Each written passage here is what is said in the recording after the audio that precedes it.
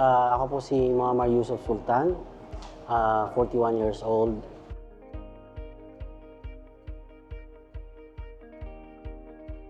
Currently working as supervisor ng logistics team sa isang medical company specialized on prosthetics and orthotics. So, nasa mahigit 10 taon na po dito. 11 years to be exact sa Saudi Arabia.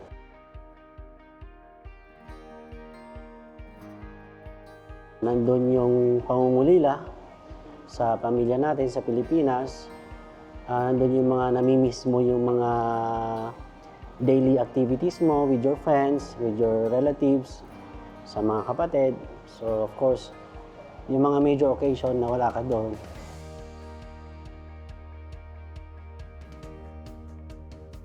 Sa organization namin, sa CIS, so isa po ako sa nagte-train o volunteer na trainer, Microsoft Office ang tinuturo ko. So dahil hindi nagbukas muna yung Microsoft Office, so naisipan kong mag-enroll po ng healthcare at saka ng caregiving. And sabi ko, kaysa naman sa walang ginagawa, so additional knowledge na rin, additional skills.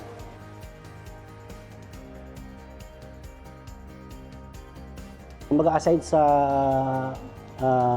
certificate of completion sa training, being certified by TESDA, of course, magiging parang legit na legit. Honored sa ibang bansa ang certificate mo kung gusto mong mag-apply on the same profession. So, no questions asked pagka meron pong TESDA National Certificate Level 2.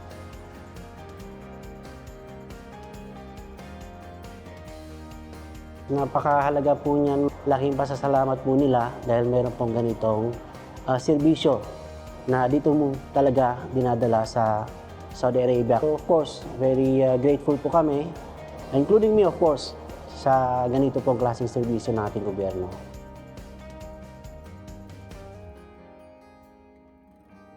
With the TESDA,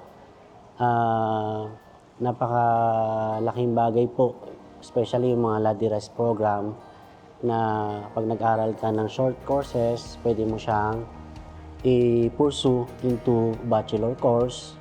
For as long as continuous po yung ganitong serbisyo, yung TESDA, lagi po pupunta dito, nagbibigay ng assessment, nagkakaroon po siya ng parang information drive dun sa mga hindi pa nila alam yung ganito.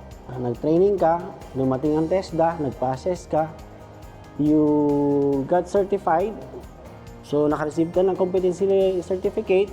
Salamat po sa ating gobyerno sa patuloy po na pagkakaroon ng ganitong serbisyo. At sana po patuloy din po magkaroon ng ganito taon-taon para mas marami pa tayong mga kababayan na magkaroon ng upskilling at mabago po yung profession nila from this level, then paangat po tayo.